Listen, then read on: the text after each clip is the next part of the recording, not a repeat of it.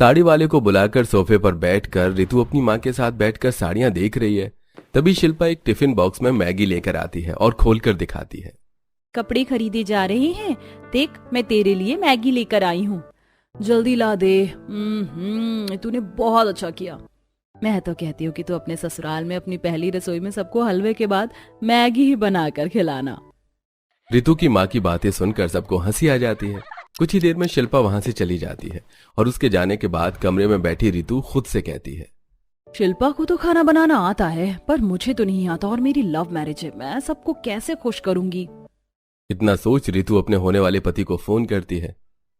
तुम बताओ मैं क्या करूं, मुझे तो खाना बनाना ही नहीं आता। अपनी पहली रसोई में कैसे इतना सारा खाना बनाऊंगी। अरे परेशान होने की जरूरत नहीं है, तुम बस दाल सब्जी पूरी चावल बनाकर भी दे दोगी तो भी माँ खुश हो जाएगी। सच में? पर फिर भी मुझे खाना बनाना तो सीखना ही पड़ेगा। इतना बोल उसी दिन से रितु खाना बनाना सीखने लगती है। बहुत जल्द दोनों ही दोस्त की शादी हो जाती है और उनका ससुराल एक ही पड़ोस में होता है। जहां रितु अपने अमीर ससुराल में ऊपर रह रही होती है तो वहीं गरीब शिल्पा अपने ससुराल में नीचे। दीदी, आज मेरी पहली रसोई है और मैं मैगी बहुत अच्छा बनाती हूँ। हाँ तो कोई बात नहीं शिल्पा, तुम हलवा के साथ मैगी भी बना लेना। अपनी जेठानी के कहने पर किचन में जाकर शिल्पा अपनी पहली रसोई में पूरी, हलवा, चना दाल, पुलाव के साथ मैगी भी बनाकर लाती है, जिसे खाकर पूरा परिवार काफी तारीफ करता है। चाची आपने मैगी तो बहुत अच्छी बनाई है, मेरा तो और खाने का दिल कर रहा है। बहू, मुझे तो हलवा के बदले थोड़ी सी और मैगी दे दे। मजा आ गया आज तो मैगी खाकर। बहू, सबकी तारीफ सुनकर ज्यादा खुश मत होना। आज बना लिया, पर रोज रोज बनाने की जरूरत नहीं है मैगी।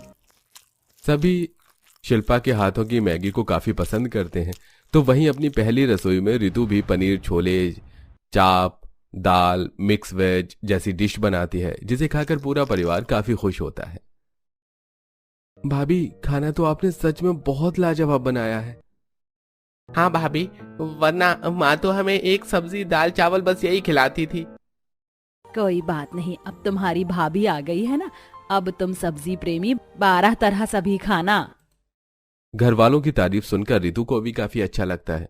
कुछ देर में शिल्पा एक कटोरी में अपनी दोस्त के लिए मैगी लेकर उसके घर जाती है और सीढ़ी चढ़कर ऊपर आती है और उसके कमरे में जाकर उसके साथ मैगी खाती है। तुझे पता है, मैंने अपनी पहली रसोई में हलवा पूरी दाल सब्जी के साथ मैगी भी बनाई है और वो सबको बहुत पसंद आई। बस माँ जी थोड़ा नाराज हो रही थी। तू यकीन नहीं करेगी, पर आज मैंने भी बहुत कुछ बनाया और सभी को मेरा खाना बहुत पसंद आया। मैं भी तेरे लिए टिफिन पैक कर देती हूँ, तू घर पर जाकर आराम से खाना। मैगी खाकर रितु रसोई में जाती है और अपने दोस्त के लिए टिफिन में पैक करती है। कुछ ही देर में शिल्पा टिफिन लेकर सीढ़ियों से उतरती हुई नीचे आती है और अपने घर जाकर अपने कमरे में बैठकर और दोस्त का बनाया खाना खाती है। इसी तरह कुछ दिन बीत जाते हैं और एक दिन जब किचन में शिल्पा नाश्ता बना रही थी तो करिश्मा आती है। भाभी, उस दिन आपने मैगी बनाई थी, वैसी मैगी फिर से बना दोगी? मैं कॉलेज लेकर जाऊंगी और अपने दोस्तों को खिलाऊंगी। चाची मेरे लिए भी मैगी बनाना, मैं भी अपने दोस्तों को खिलाऊंगा। शिल्पा, अगर मैगी बनाऊंगी तो मेरे लिए भी बना देना। प्रेगनेंसी में बहुत क्रेविंग होती है चटपटा खाने की। सबकी डिमांड पर शिल्पा मैगी बनाना शुरू करती है और जैसे ही मैगी की खुशबू विनोद और सूरज को आती है, वो दोनों भी रसोई में आ जाते हैं। आज तो फिर से तुम मैगी बना रही हो। तुम्हारी मैगी की खुशबू इतनी अच्छी है कि इंसान खुद को खाने से रोक ही नहीं सकता। बहू, अपनी सास की बातों पर ज्यादा ध्यान मत दिया करो और कभी कभी हमारे लिए चुपके से मैगी बना दिया करो। अब जब मैगी बना रही हो तो हम तीनों बाप बेटे के लिए भी बना देना। हाँ जी पापा जी। एक बार फिर शिल्पा अपने सभी के लिए मैगी बनाती है। काजल टिफिन पैक करके कॉलेज ले जाती है। वहीं गोलू भी मैगी का टिफिन लेकर स्कूल चला जाता है। वहीं जेठानी अपने कमरे में बैठ करके मैगी खाती है और ससुर, पति और जेठ किचन में छुपकर खाते हैं, जिन्हें देख उसे अपनी दोस्त का ख्याल आता है और वो हर बार की तरह इस बार भी थोड़ी सी मैगी अपनी दोस्त के लिए बचा लेती है। तो वहीं जब रितु खाना बनाने जा रही होती है तो उसके चारों देवर उससे कहते हैं, भाभी, मुझे तो आपकी पनीर की सब्जी सबसे अच्छी लगी है। आप मेरे लिए कढ़ाई पनीर बना दो ना। और मैंने काफी दिन से मलाई कोफ्ते नहीं खाए, क्या मेरे लिए मलाई कोफ्ते बना दोगी? हाँ क्यों नहीं, इन पांचों के लिए अलग तरह की सब्जी बनाओ और फिर माँ जी ने जो कहा है वो भी बनाओ। और मेरा आज दाल खाने का मन था, एक काम करती हूँ 6 तरह की सब्जी बना लेती हूँ। वैसे भी 2 टाइम खाना बनाना पड़ता है, 12 तरह की सब्जी बन जाएगी दिन में। शादी के कुछ दिनों में ही ऋतु सुबह 6 तरह की और रात को 6 तरह की सब्जी बना बनाकर परेशान रहती है। इस तरह बेचारी पूरे दिन में 12 तरह का खाना बनाती है। और जब शिल्पा सीढ़ियां चढ़कर उसके लिए मैगी लेकर आती है तो मैगी खाते हुए उसकी थकान खत्म होती है। यार अच्छा हुआ जो तेरा ससुराल यहीं पर है नीचे, कम से कम सीढ़ियां चढ़कर तू मेरे मैगी तो लेकर आती। तेरे हाथों की मैगी खाकर मेरी सारी थकान खत्म हो जाती है, वरना मैं तो थक जाती हूँ इन सब्जी प्रेमियों के लिए 12 तरह की सब्जी बनाकर। तू नहीं जानती 12 तरह की सब्जी खाने के शौकीन है मेरे ससुराल वाले। अपनी दोस्त को मैगी खिलाकर शिल्पा सीढ़ियां उतरकर एक बार फिर नीचे आती है। इसी तरह कुछ दिन बीत जाते हैं और एक रात जब शिल्पा अपने कमरे में सो रही होती है तो अंकिता उसके कमरे का दरवाजा पीटती है। अरे रात के 1 बजे कौन हो सकता है हमारे दरवाजे पर? मैं देखती हूँ। शिल्पा दरवाजा खोलती है। माफ करना शिल्पा, अब तुम ही रात के 1 बजे परेशान कर रही हूँ, पर मुझे बहुत क्रेविंग हो रही है तुम्हारे हाथों की मैगी खाने की। प्लीज बना दो, कल से परेशान नहीं करूंगी। शिल्पा नींद तो तुम्हारी और मेरी खराब हो ही गई है। चलो रसोई में भाभी के लिए मैगी बना दो, साथ में मेरे लिए भी। सूरज और अंकिता के कहने पर शिल्पा उनके साथ रसोई में जाती है और मैगी बॉईल करती है। फिर एक कढ़ाई में प्याज, धनिया, नमक, मिर्च, मसाला, तेल का तड़का लगाकर मैगी को मिलाती है और उस पर नींबू डालती है। पर रसोई से आ रही आवाज सुनकर रसोई में विनोद और आशा भी आ जाते हैं। ये कोई मैगी खाने का समय है बहू? मैंने तुझे कहा था ना कि तू मैगी नहीं बनाएगी। और बड़ी बहू, तू प्रेग्नेंट है, ऐसे में इतनी मैगी खाना सही नहीं है तेरे लिए। अब मैगी तो बन चुकी है आशा। बहू अगर थोड़ी मैगी ज्यादा है तो मुझे भी दे दो। अब आप सब खाओगे तो क्या मैं मुंह देखूंगी? मुझे भी चाहिए। शिल्पा सभी को थोड़ी थोड़ी मैगी देती है और तभी वहाँ करिश्मा पानी पीने आती है और मैगी देखकर वो भी मैगी मांगती है। अच्छा तो यहाँ मैगी पार्टी चल रही है, मुझे भी मैगी चाहिए। सब मैगी खा रहे हैं, बस मेरे गोलू को छोड़कर। मैं थोड़ी सी मैगी कमरे में ले जा रही हूँ। इतना बोलकर आधी रात को अंकिता अपने बेटे के लिए भी थोड़ी सी मैगी ले जाती है और इस तरह घर वाले बार बार शिल्पा से मैगी बनवाते हैं, जिससे शिल्पा परेशान हो जाती है। तो वहीं 12 तरह की सब्जी बनाकर बेचारी ऋतु भी परेशान होती है। ये क्या बहू, आज तूने कितना खाना बनाया जो कम पड़ गया? माँ जी, मैंने आपके लिए दाल, जीरा राइस और बाकी सबने जो भी बोला वही बनाया, पर पता नहीं कम कैसे पड़ गया। कोई बात नहीं ऋतु, कल से थोड़ा ज्यादा बना देना। अगले दिन फिर ऋतु दिन में 6 तरह की और रात में 6 तरह की सब्जी बनाती है और साथ में चावल, रोटी और पूरियां भी। और इस बार खाना ज्यादा मात्रा में बच जाता है, इसलिए वो दिन का खाना भी घर वालों को देती है। भाभी, जब आपको पता है कि इतना खाना कोई नहीं खाता तो आप इतना बनाती क्यों हैं कि फेंकना पड़ जाए? हम नहीं खाने वाले बासी खाना। पर पिछली बार खाना कम पड़ गया था। चुप करो तुम पांचों। बहू, अच्छे से जानती हूँ मैं इन पांचों बहू को, कितने खाने के शौकीन हैं। बहू, इन पांचों से मैं भी परेशान थी, ऊपर से मेरे घुटने का दर्द। इन्हें अगर 12 तरह की सब्जी ना बनाकर दोगी ना तो ये तुझे ऐसे ही परेशान करेंगे। इसीलिए अब से तू सिंपल दाल, रोटी, सब्जी, चावल बनाएगी और मैं देखती हूँ कौन नहीं खाता है। ऋतु के घर में उसकी सास की चलती थी, इसलिए जब सुमित्रा सबको फटकार लगाती है तो ऋतु के देवर और पति लाइन पर आ जाते हैं। तो वहीं बार बार अपनी देवरानी से मैगी बनवाकर खाने की वजह से अंकिता की तबीयत खराब हो जाती है। अंकिता जी, आप गर्भवती हैं, ऐसे में मैदा खाना आपके लिए सही नहीं है। अभी मैंने दवाई लिखकर दे दी है, पर मैगी खाना कम कर दीजिए। देख लिया शिल्पा बहू तूने, डॉक्टर ने क्या कहा है? और अंकिता बहू, सारी गलती तेरी है। ये नहीं कि अपनी चटोरी जुबान पर थोड़ा लगाम लगा सके। शिल्पा बहू, तुम सच में बहुत अच्छी मैगी बनाती हो, मुझे भी पसंद है, पर मेरे लिए अपने परिवार की सेहत पहले है। इसीलिए मैं तुम्हें मना करती थी रोज मैगी बनाने से। इसीलिए अब से सिर्फ हफ्ते में 1 दिन मैगी बनेगी। आशा का फैसला सुनकर शिल्पा खुश हो जाती है। कुछ ही देर में बच्चे पराठे और कोफ्ते लेकर ऋतु शिल्पा से मिलने आती है और दोनों दोस्त शिल्पा के कमरे में बैठकर खाना खाते हुए एक दूसरे से डिस्कस करती हैं। आज तेरे घर में मैगी नहीं बनी क्या? यार मैगी का तो नाम मत ले, मेरे घर वालों ने तो दुखी कर दिया था मुझे। रात के 1 बजे उठाकर मुझसे मैगी बनवाते थे, पर दीदी की तबीयत खराब होने की वजह से माँ जी ने सारी मैगी छुपा दी। अब हफ्ते में सिर्फ 1 दिन मैगी बनेगी और तेरे घर में आज सिर्फ 2 तरह का खाना कैसे? मेरी सास भी बहुत अच्छी है। लव मैरिज की वजह से मैं सबको खुश करने में लगी रही, पर मेरी सास ने मेरी परेशानी समझी और 12 तरह की सब्जी बनाने से मना कर दिया। आया बेटा, पूरा दिन तो तुम बस फोन चलाती रहती हो, खाने के समय तो फोन साइड में रख दिया करो। पापा, मैं एक बहुत इम्पोर्टेंट वेब सीरीज देख रही हूँ, प्लीज डिस्टर्ब मत करिए। कम से कम खाना तो खाओ, सारा खाना ठंडा हो गया। इस तरह खाने का अपमान होता है। मुझे आपका बनाया हुआ खाना नहीं खाना है, मैंने बाहर से खाना ऑर्डर कर दिया है। थोड़ी देर में डिलीवरी बॉय माया को उसका ऑर्डर किया हुआ पिज्जा दे जाता है। कितनी अच्छी खुशबू आ रही है माँ। मैं अपने कमरे में जा रही हूँ, आप प्लीज मेरे लिए ग्लास जूस भिजवा दीजिएगा। माया अपना पिज्जा लेकर कमरे में चली जाती है। मैं तो परेशान हो गई हूँ इस लड़की से, ना जाने क्या होगा इसका। मेरे ख्याल से अब हमें माया की शादी कर देनी चाहिए, जितनी जल्दी हो सके, बस इसका घर बस जाए। लेकिन जिस तरह इस लड़की की हरकतें, कौन करेगा इससे शादी? ये तो 2 दिन में ससुराल छोड़ वापस अपने मायके आ जाएगी। मैंने सोच लिया है कि मैं किससे माया की शादी करवाऊंगा। तुम्हें याद है ना वो लोग? आप कहीं उनकी तो बात नहीं कर रहे हैं? सही कहा तुमने। अब जल्द से जल्द माया की शादी की तैयारी शुरू कर दो। जब माया को पता चलता है कि कुछ ही समय में उसकी शादी होने वाली है तो वो काफी ज्यादा खुश होती है। समय गुजरता है और माया की एक विनोद नाम के लड़के से शादी हो जाती है। माता पिता से विदा लेकर अपने मायके की गाड़ी में बैठ माया अपने पति विनोद के साथ ससुराल के लिए निकल जाती है। मेरा होने वाला ससुराल तो जरूर एक आलीशान महल होगा। जब मेरे मायके वाले ही इतने अमीर हैं तो ससुराल वाले तो उससे भी ज्यादा अमीर होंगे। बहुत एक्साइटेड हूँ मैं अपने ससुराल जाने के लिए। कुछ घंटों का सफर तय कर माया बस अपने ससुराल से थोड़ी ही दूरी पर थी। तभी माया को रास्ते में एक बड़ी सी नदी दिखती है जहाँ आसपास काफी छोटे छोटे घर थे। लगता है ये इन गरीब लोगों की नदी है। बेचारे किस तरह से रह रहे हैं इतनी छोटी छोटी झोपड़ियों में। मेरा तो यहाँ दम ही घुट जाए। इससे पहले माया कुछ और सोचती। ड्राइवर माया और विनोद को एक छोटे से घर के बाहर उतार कर गाड़ी लेकर चला जाता है। माया को समझते देर नहीं लगती कि ये छोटा सा घर ही उसका ससुराल है। माँ भाभी तो काफी सुंदर हैं।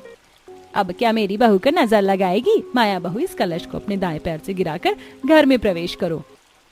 ये सब क्या हो रहा है? आप लोगों ने मेरे साथ धोखा किया है। मुझे तो लगा कि मेरी शादी किसी अमीर घराने में हुई है, लेकिन ये तो झोपड़पट्टी निकली। मैं तुम लोगों को छोड़ूंगी नहीं। हमने तुम्हारे साथ कोई धोखा नहीं किया है। तुम्हारे परिवार वाले जानते थे हमारे हालातों के बारे में। माया को विनोद की बात पर यकीन नहीं होता और वो फौरन अपने पिता को कॉल करती है। पापा, ये सब क्या है? अब मैं शादी के बाद एक झोपड़पट्टी में रहूंगी। मुझे यहाँ नहीं रहना, प्लीज आकर मुझे ले जाइए। माया बेटा, झोपड़ी हो या कोई महल, लेकिन अभी वही तुम्हारा ससुराल है और तुम्हें वहीं रहना है। रघु कॉल कट कर देता है। माया काफी कोशिश करती है लेकिन रघु कॉल ही नहीं उठाता। जिसे देख मैं किसी होटल में रह लूंगी लेकिन इस झोपड़पट्टी में नहीं। होटल बुक करने के लिए माया जब अपने फोन से पेमेंट करने लगती है तो उसको पता चलता है कि उसके सारे अकाउंट खाली हैं। साथ ही उसके क्रेडिट कार्ड भी ब्लॉक कर दिए गए हैं, जिससे माया काफी परेशान हो जाती है। भगवान के लिए घर के अंदर चलो, सब लोग देख रहे हैं। बहू, अब से यही तुम्हारा ही घर है। इस तरह बाहर खड़े रहने का कोई फायदा नहीं है। ना चाहते हुए भी माया को अपनी नदी किनारे बने उस छोटे से ससुराल के अंदर जाना पड़ता है। और जब माया अपने कमरे में जाती है तो देखती है कि कमरे में बस एक छोटी सी अलमारी है और एक पुराना सा बेड है जिस पर कुछ गुलाब के फूल बिखरे हुए हैं। माया, मैं जानता हूँ हमारा कमरा थोड़ा छोटा है, इससे ज्यादा कुछ खास भी नहीं है, लेकिन फिक्र मत करो। इस पूरे कमरे को मैं तुम्हारी मनपसंद चीजों से भर दूंगा। प्यार भरी बातें करते हुए विनोद माया का हाथ पकड़ने लगता है, जिसे देख माया गुस्से से विनोद से अपना हाथ छुड़ाकर बेड की तरफ जाती है और सारी चादर निकालकर फेंकने लगती है। ये क्या कर रही हो? ये हमारी सुहागरात की सेज है, तुम इसे क्यों बिगाड़ रही हो? मेरा बस चले तो इस पर पेट्रोल डालकर आग लगा दूं। एक तो धोखे से मुझसे शादी की और अब तुम उम्मीद रखते हो कि मैं तुम्हारे साथ सुहागरात बनाऊंगी। तुम नदी किनारे झोपड़पट्टी में रहने वाले गरीब, दुनिया की नजरों में मेरे पति हो लेकिन असल जिंदगी में तुम मेरे नौकर की हैसियत भी नहीं रखते हो। विनोद को खरी खोटी सुनाकर माया सो जाती है तो वहीं विनोद बेचारा जमीन पर ही सो जाता है। माया का ससुराल नदी किनारे ही था, जिसके चलते नदी के पानी के चलते खिड़की के पास सो रही माया को काफी ठंडी ठंडी हवा लगने लगती है और वो आराम से सो रही होती है कि तभी आराम से चल रही ठंडी ठंडी हवाएं तेज हवाओं का रूप ले लेती हैं। नदी की कुछ लहरें खिड़की से सीधा माया के मुंह पर आ गिरती हैं और माया घबरा कर उठती है। क्या मुसीबत है, एक तो ये गरीब झोपड़ी, ऊपर से ये नदी, कहाँ आकर फंस गई मैं। जब अगले दिन माया नहाने के लिए बाथरूम ढूंढती है तो उसे घर में कहीं बाथरूम नहीं मिलता। इस झोपड़ी में एक बाथरूम भी नहीं है क्या? कहाँ नहाऊंगी? भाभी, हमारे घर में गुसल खाना नहीं है, लेकिन यहाँ सामने नदी है ना, हम सब औरतें वहीं पर नहाती हैं। आज आप भी नदी में नहाकर देखिए। Are you out of your mind? तुमने सोच भी कैसे लिया कि मैं तुम गरीबों की तरह इस नदी में नहाऊंगी? माया गुस्से से घर से बाहर निकलती और थोड़ी दूर पर माया को कोई पब्लिक वॉशरूम दिखता है जो काफी ज्यादा गंदा था, लेकिन मजबूरन माया को अब उस गंदे वॉशरूम में ही नहाना पड़ता है। शादी के बाद माया घर के एक भी काम को हाथ नहीं लगाती और पूरा दिन बस अपने कमरे में बैठकर आराम फरमाती है। भाभी, आपकी शादी को कुछ दिन गुजर चुके हैं, क्यों ना आज आप अपनी पहली रसोई की रस्म करें और हमें अपने हाथों से कुछ मीठा बनाकर खिलाएं। मैं तुम लोगों की कोई नौकरानी नहीं हूँ जो खाना बनाकर खिलाऊंगी। खुद के हाथ है ना, जाकर बनाओ। एक तो धोखे से शादी करके मुझे इस नदी किनारे लाकर बसा दिया, ऊपर से सब मुझसे उम्मीद करते हो कि मैं घर के काम करूं, तुम्हें खाना बनाकर खिलाऊं। माया के ससुराल वालों को उसका ये बर्ताव बिल्कुल भी अच्छा नहीं लगता, लेकिन वो कुछ नहीं कहते और माया का ख्याल रखने की काफी कोशिश करते हैं। वहीं दूसरी तरफ आज तो माया इन गजरों को देखकर खुशी हो जाएगी। उस दिन तो हमारी सुहागरात नहीं बनी, लेकिन आज तो बनकर रहेगी। मार्केट से गजरे खरीद कर विनोद घर जाता है। माया बिस्तर पर बैठे हुए फोन चला रही होती है कि तभी चुपके से विनोद माया के पीछे जाकर उसके बालों में गजरा लगाने लगता है, जिसे देख माया गुस्से में गजरा उठाकर सीधा खिड़की के बाहर बनी नदी में फेंक देती है। तुम्हारी हिम्मत कैसे हुई मेरे बालों में ये गंदे फूल लगाने की? कितनी बार कहा है दूर रहो मुझसे। हमारा कोई कसूर नहीं है। तुम्हारे घर वाले जानते थे कि हम गरीब हैं, तो अब इन सब बातों का क्या फायदा माया? हमारी शादी को कितना समय हो गया है और हमने अभी तक अपनी सुहागरात भी नहीं मनाई है। तो मैं क्या करूं? अगर मुझे पता होता कि मेरी शादी तुम जैसे गरीब इंसान से हो रही है तो मैं तो शादी के दिन फांसी लगा लेती, लेकिन कभी तुमसे शादी नहीं करती।